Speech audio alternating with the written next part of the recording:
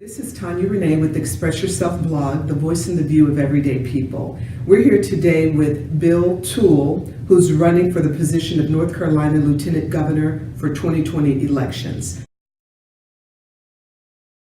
Bill, thank you so much for joining us today. Thank you, Tonya Renee. I really appreciate you having me. It's great. Tell the voters a little bit about yourself. What is it you would like North Carolinians to know about you as a person and as a citizen of North Carolina? Well, thank you for asking me that question. I was raised in North Carolina. It's my home, and I care deeply about this state. And it used to be this beacon of light in the South, and we've lost our vision and our way over the past 10 or even 15 years, and we've failed to become that progressive leader that had a pragmatic way of understanding, coming together, and resolving common problems. And I intend to bring us back to that way we used to be. The primary responsibility for North Carolina's Lieutenant Governor is to preside over North Carolina Senate. In addition to the textbook definition, what do you feel is the primary role and responsibilities of the North Carolina Lieutenant Governor? Lieutenant Governor is unique in most places. First, the Lieutenant Governor in North Carolina runs separately from the governor. So, for example, right now we've had a Democratic governor and we've also had a Republican Lieutenant Governor. That's not been very happy when you have to sit around at the Council of State table, for example. So what we need is a Lieutenant Governor who's going to work with our governor to solve our common problems. Now, what does Lieutenant Governor do? As you said, Lieutenant Governor presides over the Senate. So that means the Lieutenant Governor breaks ties. That can be really important because right now, Democrats are 5 senators away from having a majority. It's unlikely with gerrymandering we're going to get all 5 seats in 2020, but it's probable if we do what we need to do, we'll get 4. And that means it'll be a tie in the Senate. Who breaks the tie? Lieutenant Governor. The other thing the Lieutenant Governor does is the Lieutenant Governor sits on the State Board of Education. And education is one of the most important things we can do for social justice in this state. If you don't have education that everyone has access to, if you don't have education that's among the best in the country, people aren't going to be able to care for their families. And we've got to change that. For North Carolina, the Lieutenant Governor is the only elected official to have powers in both legislative and executive branches of state government. The term office is 4 years. That's a pretty powerful position to be in. Based on the description of the role and responsibilities of the North Carolina Lieutenant Governor, tell voters what it is about your experiences and background that makes you the best candidate qualified for this position. So Tonya Renee, you've asked me what makes me uniquely qualified to be able to handle a whole bunch of cats in the legislature and also start talking about the key ideas that we need in this state. And I'll tell you it's this. I've been an environmental lawyer for 27 years. That means I'm working with a lot of different people who have a lot of different points of views. You got the public officials, you've got the EPA, you've got stakeholders that include the business owners and the local community. You got to bring them all together. You got to listen hard to what everyone needs, and you got to find a solution that works for everyone. Often, no one is always happy, but that's what compromise is about, and that's the legislative side. I've done this for 27 years. Now, on the other side, I've been doing deals for a long time too, and I know how to bring people together and get a deal done, and that's the entire part of the executive branch. Is you sit down, you roll up your sleeves, and you get deals done. Some politicians make the mistake of choosing their constituents and limiting their message and focus to a selected group or region. Who would you describe as being your constituent base as the Lieutenant Governor? I'd say the whole state of North Carolina. Yeah, I've never understood why some politicians think that it's just they respond to only one group of people or another. I mean, that's what leads to the division that we've seen today. You don't solve problems in a neighborhood by not talking to your neighbor. Neighborhood problems need neighborhood solutions, and they need all the neighbors coming together. The state is a big neighborhood, and I do not understand this slicing and dicing of our state into different groups. We need to come together, not be divided. What made you want to run as North Carolina Lieutenant Governor? Well, I decided I needed to run for the simple reason that we've been broken up. I grew up in North Carolina. I grew up in Winston-Salem. It's been my home. I've been proud of it. Sometimes I've been more proud of it than others, and right now I'm less proud than I want to be, and I want my state to be better. I have got these friendships across the state, and people have been saying to me, we need a voice that can bring us together, that's moderate, it's pragmatic, it's progressive, but it's also fiscally accountable. And so I felt the call, and I felt the urgency. And the truth of the matter is that there's no time like the present. You can't put off till tomorrow what you need to start doing today. This question is twofold. What do you feel are the priority issues facing North Carolina at this time? And should you be elected as North Carolina's Lieutenant Governor, what are your plans or strategy to execute on a resolution? I'm seeing three really significant issues that we need to be talking about and working on. Healthcare, public school education, and in the environment. And I'll take them maybe out of order. So I'm an environmental lawyer, and the environment is North Carolina. People don't understand that in North Carolina, our General Assembly has declared that we cannot use science to understand climate change. My dad was a doctor. He did research. He depended upon science. He devoted his life to it. And as an environmental lawyer, I depend upon science. I trout fish. Trout's unlimited, depends upon science. How our legislature can say we're not going to deal with science in order to understand climate change is beyond me. We can do a lot about climate change. We used to be, in North Carolina, the leading producer of solar energy in the country, second only to California. What changed? The legislature said in 2015, we're not going to have a tax credit for putting up solar panels. So they killed off this job-producing solar panel production, and that also meant that in order to get the electricity that we needed, we had to go back to things like coal-fired power plants, whereas before we were having these solar plants. We can do this again. We can have wind energy. There's a lot of things we need to be doing on the environmental front. On education, we have the best university system in the country. We have the best community college system in the country. We know how to do education, but we're not doing it in the public school system. It is in part about improving and and treating our teachers like professionals, but it's more to it than that. Right now, our teachers have 30 or more kids in a class, and they're teaching English, they're teaching science, math, history. You can't teach.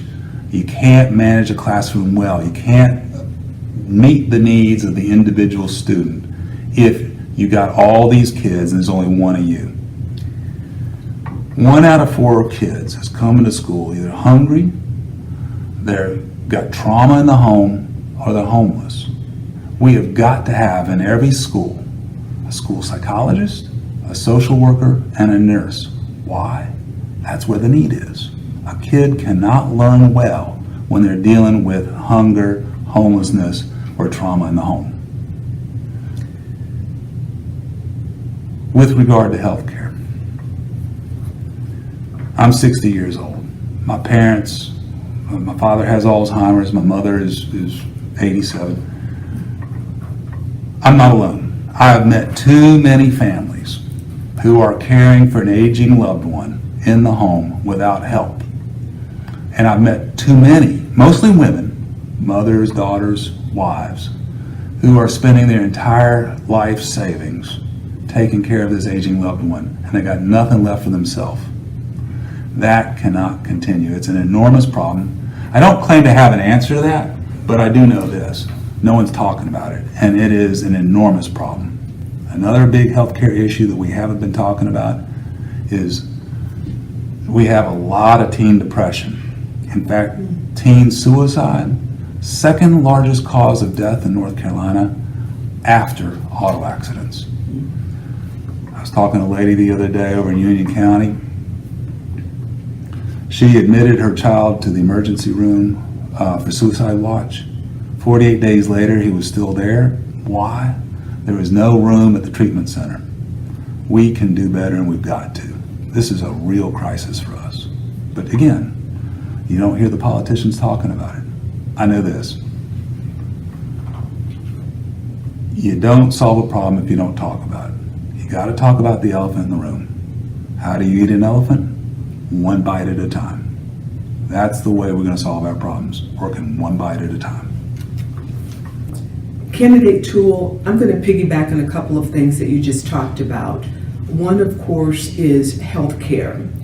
Part of your focus is you say you want to fight for Medicaid expansion with federal funding, and you indicate that with federal funding, there is no reason not to act. Can you expound on what you mean by federal funding, and are you speaking of universal health care when you say federal funding? Well, they're two different things. So universal health care can be funded by a number of different ways. It can be private, it can be public. There's a lot of ways to fund that, and that's another one of these very complicated questions that is more than a 10-word answer. But what I will say is this, is we have at our disposal access to federal money to expand Medicaid. So what does Medicaid expansion mean? A lot of people think, oh, it means big government. Well, when we're talking about Medicaid expansion today, we're talking about making sure carpenters, fishermen, and roofers, working families have access to health care that they cannot afford today. Affordable health care is what we're talking about. We can and will do better. Hospitals want to do better. I've been talking to them. They're not the only ones. What is holding us up right now is some folks down in Raleigh who don't want to depend upon the federal government to help us help our citizens. You also, of course, talked about education and the importance of education. And we know that oftentimes whatever's going on in the world of entertainment bleeds into our politics. What are your thoughts on the current scandal regarding celebs allegedly usurping the process to advance their child's entry or admissions into elite universities through financial bribery, and the overall implication to the integrity of the educational process and equal access? I'm astounded, first of all, that the education system I know and really respect allowed itself to get caught up in that.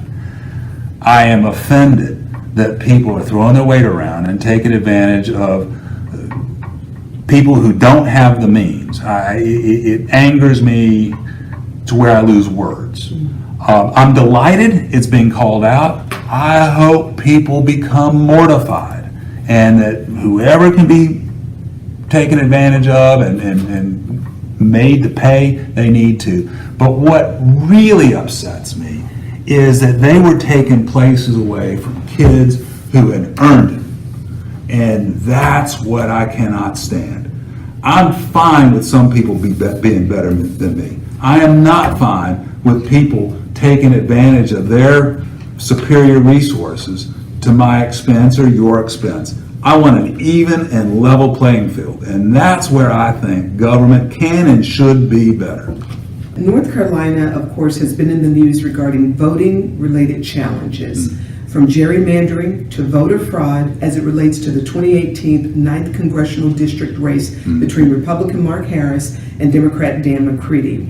which prompted, of course, a special election to be held September 2019. This question, candidate Toole, is twofold. What are your thoughts on the voting process in North Carolina and across the country? And what do you think needs to happen to ensure the integrity of the vote for all citizens in every election? Well, a couple things need to happen. I don't think, look, there's two things. There's voter fraud, and that's someone walking up and saying that you're Bill Toole and you're not, and you're trying to pass yourself off as Bill Toole. There's not much of that. In fact, it's like 5 people out of hundreds of thousands. It's not a top of list priority, but it is a distractor. And it's being thrown out as a distractor to divide us and distract us from the real issues. Now, McCrae Dowlis out in Bladen County, he was a cheater. He needs to go to jail. There's no question about it. There is voter corruption out there, and that should have been aggressively pursued back in 2016. It was not. I'm proud to say that my friend Dan McCready has made it a big issue. I'm proud to say I helped him on that behind the scenes, and I think that's going to get straightened out. But why did it get straightened out? Because it hit the news. And the voters, we were the ones who said we want something done about this. It wasn't anyone else. And so transparency, the work you're doing, Tonya, Renee, bringing stuff out, making people educated. This is the way America works. It works if we're engaged. If we're not engaged, other people will take it over and take it away from us. We gotta be engaged all the time. We gotta hang on to what's ours. And when people give up, they start sitting down on the couch, other people take over for us. Candidate Toole, the lieutenant governor, both the governor and lieutenant governor should strive for a good working relationship with the President of the United States, as they must work with the President to support their citizens. Mm-hmm. Based on the current candidates who have thrown their hat into the ring for the presidency, which do you feel can best support not only the nuanced challenges of North Carolina, like gerrymandering, but challenges facing our country and citizens across all states? So I'm looking for candidates, and I haven't chosen a single one. I'm still eager to see the field because we haven't seen all the choices yet. But what I'm looking for in candidates are several things. One, are they willing to be open to the many voices that make up this great country? Or are they closed-minded and they think they've got all the answers? Because I can tell you, anyone who thinks they have all the answers has none of them. The way we do well is we listen to everybody, then someone has to make a decision, but we listen carefully. So you're right, we do need candidates who are going to understand that the needs of North Carolina might be different than the needs of Oregon or Kentucky, and listen and to help us find solutions that work for our particular communities. The other part too that we need out of a presidential candidate is a person who can bring integrity and respect back to the position.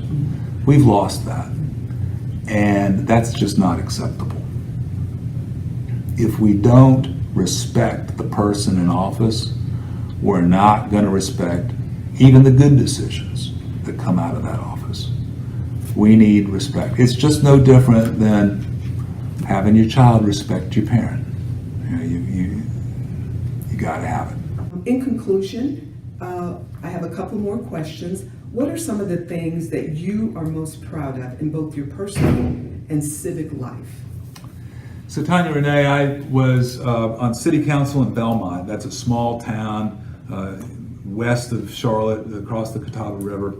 And in Belmont, while I was there, we were able to turn that town around, and it's a growing town. So unlike many towns, many smaller towns in North Carolina, Belmont's growing younger. We've got new families moving in. How did we do it? We did some things that were pretty sophisticated, like new parks, a soccer park. We built a park down by the river so people could take advantage of the river, go fishing, and more importantly, come to love the environment the way I do. There are not any other public parks on the Catawba River, and I invite everyone to come out to Belmont to the Kevin Lofton Park. Also what we did, and it sounds simple, but it's really sophisticated. We fixed our sidewalks. They hadn't been fixed since 1989, back when Hurricane Hugo came through. They were all jagged, and I was tripping, when I was going around knocking on doors and campaigning. And so we spent 10% of our transportation fund money on fixing the sidewalks. I didn't expect it. I really didn't know what to expect, but this is what happened. When you smooth the sidewalks, it's possible for moms to push their strollers with their kids down the sidewalks. That made downtown feel safe. They brought their kids, they played in the park, they'd hang out. That helped us generate a restaurant economy where it is hopping down in Belmont now. And that's a simple fix. It didn't cost a lot of money. It was just one of those things that we said we got to fix it. And it made a tremendous difference. Now, I'm very proud of that. And then in my personal life, I'm very proud of my daughter. She's 26. She told me she was going to law school, and I said, "Nah, honey, I don't think that's for you. I've done it. I'm not a fan." And she said, "Well, Dad, I'm doing it." And then she's about to graduate this spring, and she said, "Dad, I want to be a public defender." And I said, "Honey, I don't know about that. That's a hard road." She said, "Well, Dad, I'm doing it." I'm so proud that she doesn't listen to her father. So yeah, that's a very proud moment for me. That's wonderful. And speaking of your family, what was the reaction when you went to them and talked about throwing your hat in the ring to become North Carolina's lieutenant governor? Well, as I told you, my father's got Alzheimer's, and it's pretty advanced. I visit him every Sunday with my mom, and some days he knows me, some days he doesn't. So you never know. But I told him, I said, "Dad, I'm going to run for lieutenant governor." And he looked at me, and he got quiet, and he said, "You're going to lose money on that deal.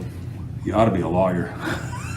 But Mom, on the other hand, she's very supportive. She wrote a campaign check, and she says, anything for my baby. So that's the way it rolls there. Wonderful. And this is the final question. Well, actually, it's not a question. Do you, Candidate Toole, have any final thoughts or message for the citizens of North Carolina? Yeah, I do.